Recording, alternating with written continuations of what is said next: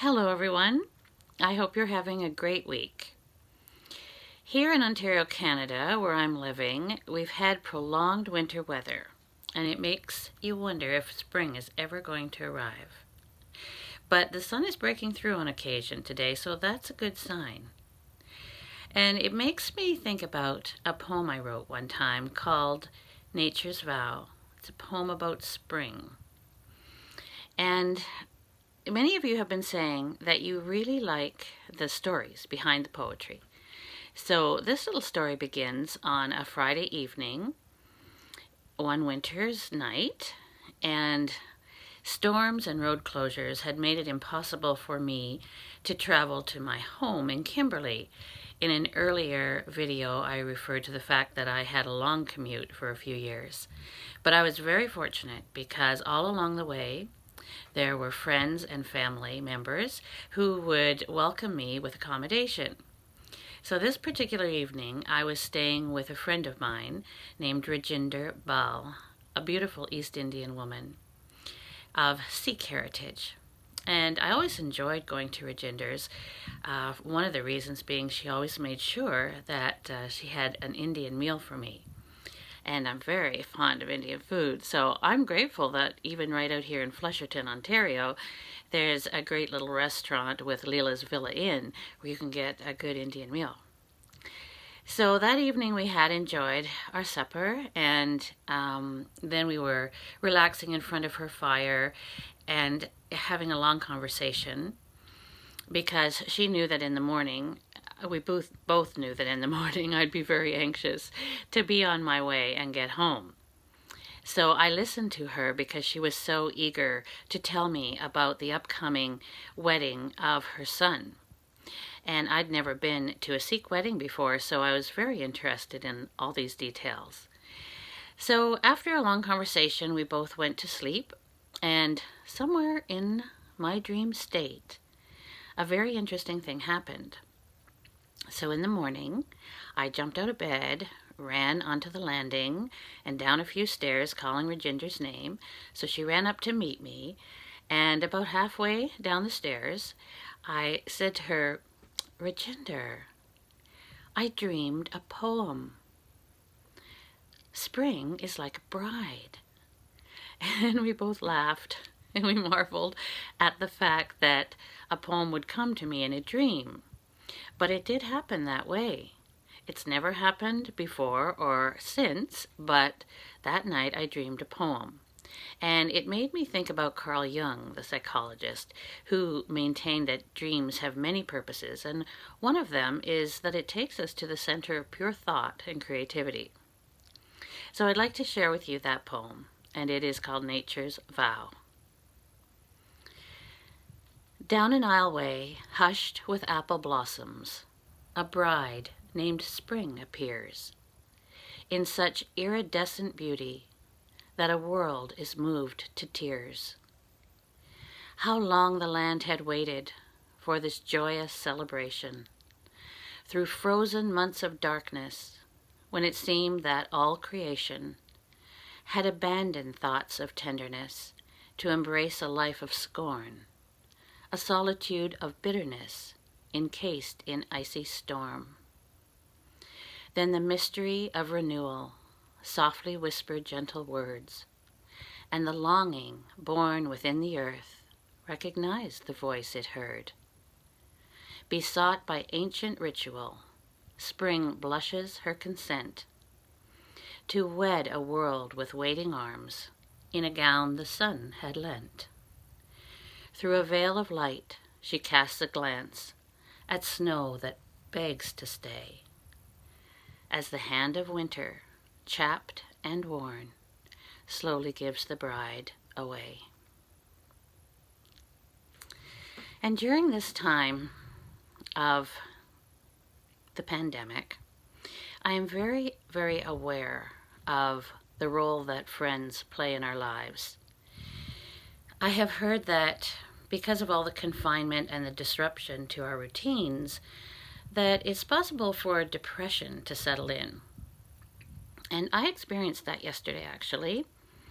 Although I do try to maintain an optimistic positive outlook on life most of the time, I am no stranger to depression. I have entertained that guest on several occasions, and mostly I'm able to keep it from entering my house.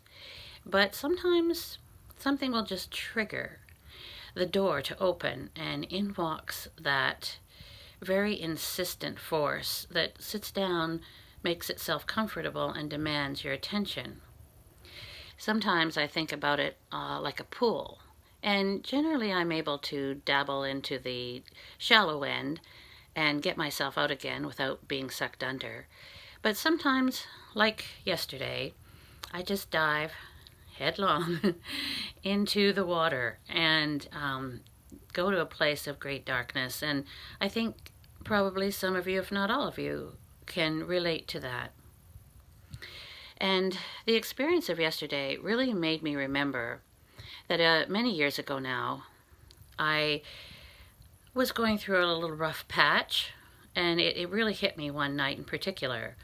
And the next morning, I was so grateful to a friend of mine named Debbie for her compassionate heart, for her listening ear, and for her wisdom. So the next morning, I wrote a poem for her, and I would like to share that with you now. It's called Debbie's Words.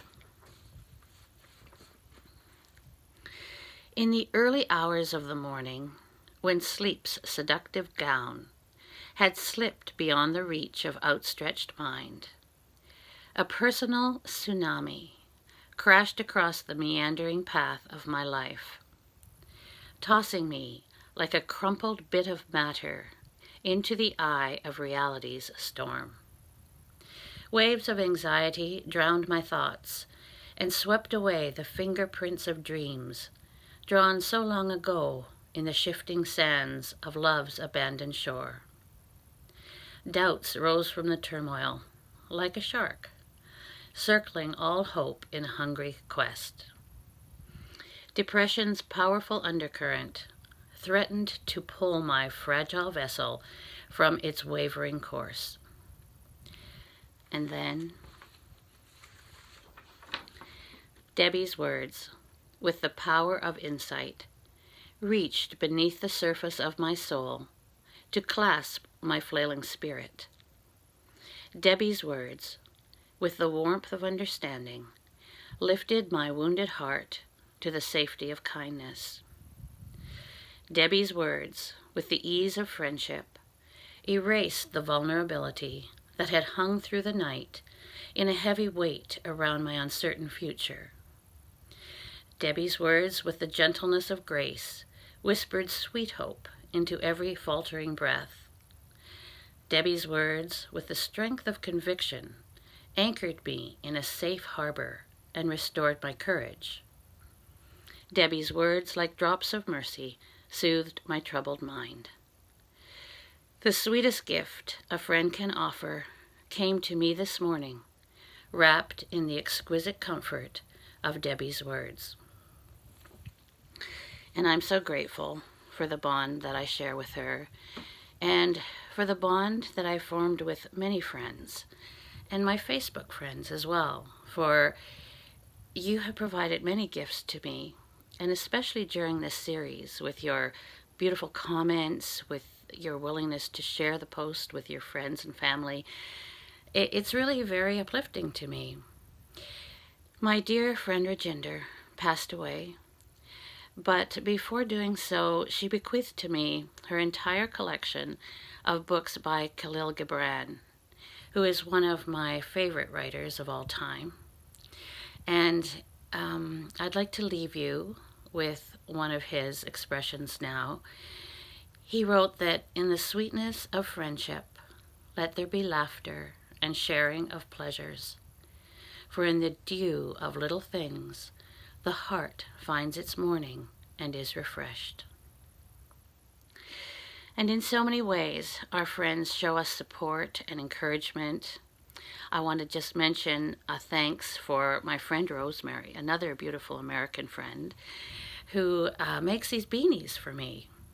And she assured me yesterday that a new supply is on the way. So I thank her for those because not only is it a very helpful addition to my wardrobe, because like many of you, I'm in desperate need of a haircut.